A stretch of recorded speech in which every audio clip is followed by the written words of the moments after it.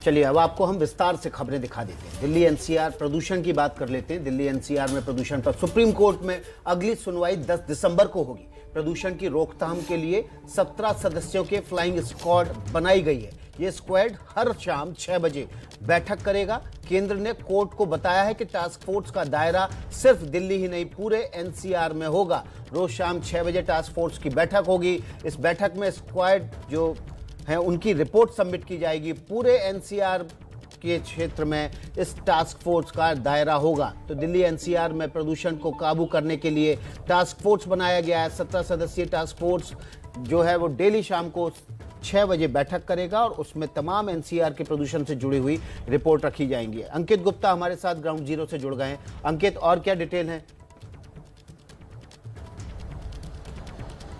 जी, supreme court में आज जब सुनवाई हुई है तो कल की फटकार के बाद में फिर चाहे वो केंद्र सरकार हो या दिल्ली सरकार, दोनों ही अपनी तरफ से कोर्ट को ये बताने की कोशिश कर रही थी कि उन्होंने कई कदम उठाए हैं। और उसमें जो सबसे अहम कदम है, जो कि केंद्र सरकार की तरफ से बताया गया कि एक टास्क फोर्स का गठन किया गया है जो कि पूरे दिल्ली एनसीआर के लिए है। दूसरी चीज, जो अभी तक 17 फ्लाइंग स्क्वाड थे, अब उनकी जगह 40 फ्लाइंग स्क्वाड कर दिए गए हैं। यानी कि मकसद ये है कि कड़ी निगरानी रखी जाए। अगर कहीं पर जो सुप्रीम कोर्ट के निर्देश हैं या फिर जो कमिटी है उसके निर्देश हैं उसका पालन नहीं हो रहा है तो वहां कड़ी कार्रवाई की जाए। कुल मिलाकर के केंद्र सरकार हो या दिल्ली सरकार, कोर्ट को यही बता रही है कि कई कदम उठाए जा रहे हैं, जिसमें एक और उसमें बताया गया है कि पीएनजी आधारित जो इंडस्ट्रीज हैं अब वो सिर्फ 8 घंटे के लिए चलेंगी। लेकिन सुप्रीम कोर्ट ने साफ तौर पर कहा है कि ये सिर्फ एक साल की बात नहीं है, पिछले कई सालों से हो रहा है। हमको लॉन्ग टर्म सॉल्यूशन पर आना होगा और इसी को ध्यान में रखते हुए सुप्रीम कोर्ट ने अब इस मामले की अगली सुनवाई 10 दिसंबर को तय की है। लेकिन आज के लिए अगर हम बड़ी खबर की बात करते हैं तो जो टास्क फोर्स का गठन किया गया है और 40 फ्लाइंग स्क्वाड, अब रोजाना इनकी बैठक होगी शाम को 6 बजे और उसके आधार पर रणनीति तय की जाएगी जिससे कि प्रदूषण के स्तर में कमी लाई जा सके। अंकित, और देखिए दिल्ली सरकार को बार बार सुप्रीम कोर्ट की तरफ से फटकारा गया, यहां तक कह दिया गया कि आप नहीं कर पा रहे हैं दिल्ली एनसीआर के लोगों को सुरक्षित और इसीलिए कोर्ट के आदेश के बाद ये फैसला हुआ है। बड़ी बात ये भी है कि सिर्फ दिल्ली नहीं बल्कि ये पूरे एनसीआर में भी काम करेगी ये टास्क फोर्स।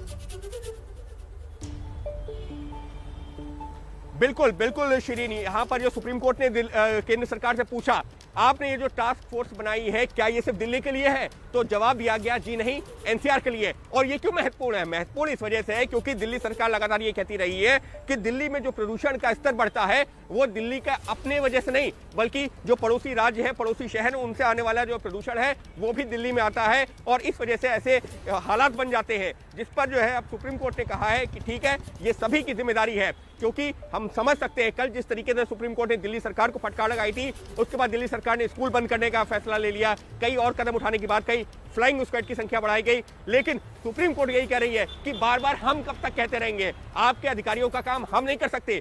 जरूरी है कि सरकार और प्रशासन मिलकर के इस ओर कदम उठाए जिससे कि दिल्ली में ये जो प्रदूषण के हालात बद से बदतर हो रहे हैं या एनसीआर में बद से बदतर हो रहे हैं उनको संभाला जा सके। जी शिरीन जी, तो देख रहे हैं आप किस तरह से सुप्रीम कोर्ट में प्रदूषण की सुनवाई के दौरान कड़ा रुख अब सामने आया। केंद्र सरकार ने भी टास्क फोर्स बनाने का ऐलान कर दिया। पूरे एनसीआर में इसका कार्यक्षेत्र होगा, इसका दायरा होगा, लेकिन अभी भी सुनवाई चल रही है और सुप्रीम कोर्ट में इस वक्त जो सुनवाई चल रही है उसको लेकर, माफ कीजिएगा, सुनवाई समाप्त हो चुकी है। 10 दिसंबर को अगली सुनवाई होगी, लेकिन उससे पहले सुप्रीम कोर्ट ने कहा है कि कड़ी कार्रवाई लगातार जारी रहे। जो कार्रवाई की जाए उसकी रिपोर्ट भी सुप्रीम कोर्ट के सामने रखी जाए।